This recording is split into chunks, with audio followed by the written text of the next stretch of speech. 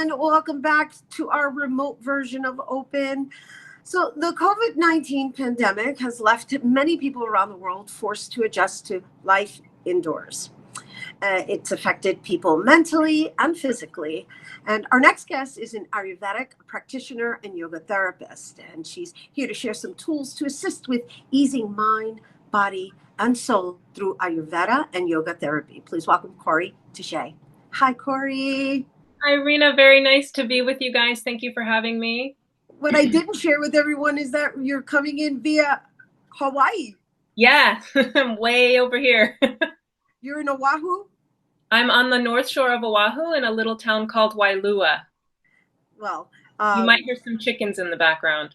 interesting. And so I do want to share with everyone that you do have a practice in the Bronx, and which is why we even reached out to you. However, you happen to be in Hawaii right now, which is the beauty of technology, is that we can still remain in touch. And one of the things about Hawaii, though, is I noticed that Hawaii has really low numbers with this outbreak. Yeah, well, we're a remote island, and being that way, they started to shut down travelers coming in pretty quickly. And most of the island is not very dense, except for the city of Honolulu, which has, the highest numbers of all the Hawaiian islands. But I think part of it is that, before the sort of lockdown, the culture in general is a lot of outdoor activity, and not being in like close confined spaces too much. And so you're all under the same self-quarantine rule and order. Yes, we are on the same rules, self-quarantine. We've been quarantined, I think we're at like day 21 now. And the beaches started to close about a week ago, but that's taken a little bit longer for people to take a little bit more seriously. They did mention on the news yesterday that they're going to start really cracking down on, people breaking the stay-at-home rules. Oh my goodness, that must be rough though. I mean, to be in a beautiful hot island and not be able to go outside. And so while under self-quarantine, let's talk a little bit about Ayurveda, right? Yeah. Ayurveda. Okay, so first of all, how does one even decide to get into Ayurveda and yoga therapy? Like the name itself isn't as common as the other, Hatha yoga. Why Ayurveda? So Ayurveda is two words, Ayur, which means life, and Veda, which means science. And Ayurveda and yoga all come from the Vedas, which are these really old texts that we have that came from India. And they're about 5,000 years old. That's when the first things were started to be written down.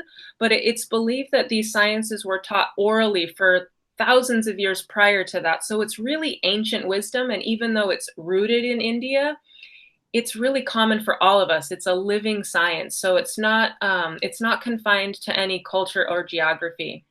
So when we reference this wisdom is based on the relationship to mind, body, and soul. It's Eastern medicine, right? And so based on our current situation, how does one apply this to themselves?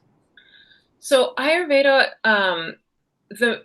there's so many ways. I'm trying not to get tongue twisted, but its magic is in prevention, and so it gives us rules or guidelines of how to get our daily rhythms, our activities more in line with nature. So our circadian rhythm is definitely connected to the rhythms of the sun and the moon and the seasons, and it helps us to recognize what those are and then live more according to them.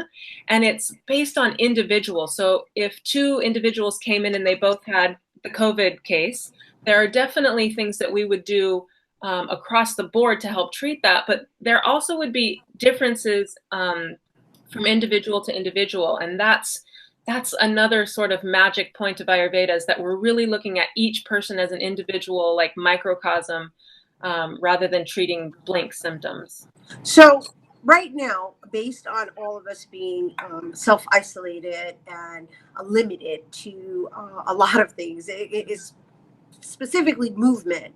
And while we're not going to necessarily exercise yoga or present yoga at this particular moment, like in full-fledged, right, on the floor, right, what could somebody do to help them not only with their physical ailments and or just even their mind, like just us sitting here, like what parts of the thing about Eastern medicine is that, you know, I know there's acupuncture that is also applied, and so if one is taking care of themselves, how do they go about even learning how where what is? Yeah.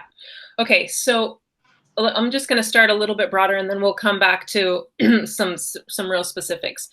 So in Ayurveda, we have a concept called dinacharya, and that's the daily routine. And so that's just guiding somebody to make sure that they're waking up at the same times every day, that the first thing that you do when you wake up is to drink a glass of water. That helps to flush the system. Things like tongue scraping instead of brushing your tongue will help to remove toxins and pull toxins out. Gargling every day with turmeric, salt water. And even if you're going out in public, if you have to go to the grocery store, gargling with salt water when you come home, making sure that your meals are at the same time every day. And then sort of the magic point of Ayurveda is this practice called Abhyanga. And it's a self-oil massage. And the idea is that you warm up some oil, and you would do this before you get in the shower, and that you apply oil all over the body. And this, I mean, it's so many layers of why this is powerful. One is that you're actually touching yourself, which many of us don't do, and you get familiar with your own landscape, and that you also are moving the lymph. So it's a form of exercise, even though you get to be still.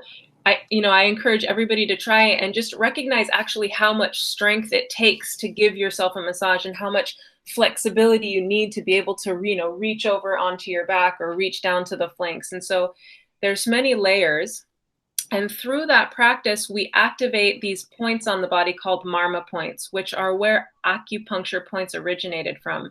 And they're energetic points. And by pressing them, it's like if you had a hose and water was flowing through the hose and there was a kink somewhere.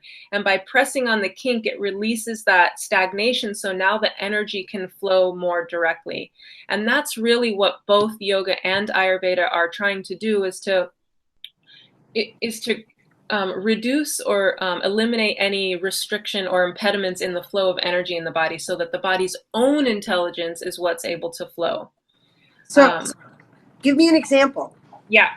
So on your hand, right in the center, if you make a fist where your middle finger meets, this point is called Tala Madhya, and it's a heart point. So it's connected directly to your heart. And one of the things I ask people is like, what's the first thing you do when you have pain somewhere in the body? And most people are like, oh, I have a headache, or, oh, I hurt my shoulder, or, oh, my tummy hurts.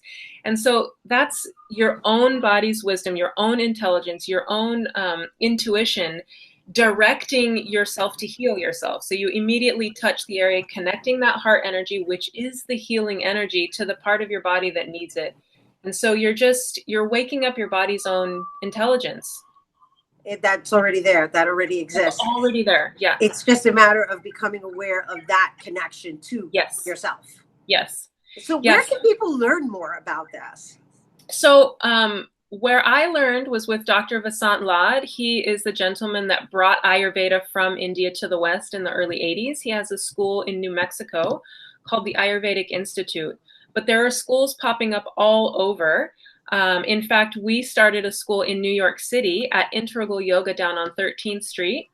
We have a school there that takes people through a 600-hour Ayurveda health counselor program. So basically, students learn how to work with clients through diet and lifestyle alone, using simple herbs and spices, and really working with different lifestyle activities. Beautiful. And I know you also started, before we go, Ayurveda for the People. Ayurveda for the People. We have a clinic that's in the Bronx at the Andrew Friedman House, which is at, I think it's 1125 Grand Concourse.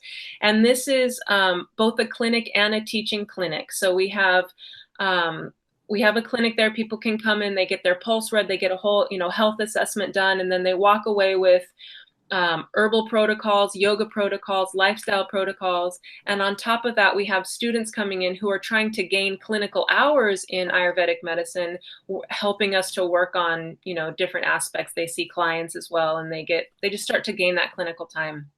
All right. So we're out of time, but before we go, really quickly, what can people do for this time that we're basically, we're forced to deal with ourselves, really. Yeah. So I really want to just remind people that oftentimes when we have something going on with us, people say that's all in your head or that's all in your mind. And I want to encourage you to recognize the power of your mind and to take this healthcare into your own hands, that you can totally be responsible for yourself, and just each day taking some time to sit quietly, to touch yourself, to apply that oil to yourself, to do some deep breathing exercises. And then with regard to the COVID specifically, using your kitchen is your pharmacy. So many of us have cardamom, coriander, and ginger right in the cabinet, and making a tea of that and drinking that every day will just help to boost your immune system, keep the systems clear and running smoothly. Yeah. Yeah, that's it. Take That's some it. time to It's like, clean. be proactive. Be proactive. Yes, be Thank you. proactive. Yes, thank you. Thank you for the advice, Corey, and thank you for having taking me. the time. I know you had to get up earlier in order to be on this call with us, so thank you for I'm that. always up early. Yeah, thank you. Awesome. Thank you. Once again, you guys, for more on Corey Touche, you can follow her on Instagram at Ayurveda _for_the_ people. Yeah. Thank you. Thank you. We are going to take a quick break, but when we return, we'll hear how one organization is, well, it's actually a person who's helping people get creative. Don't go anywhere.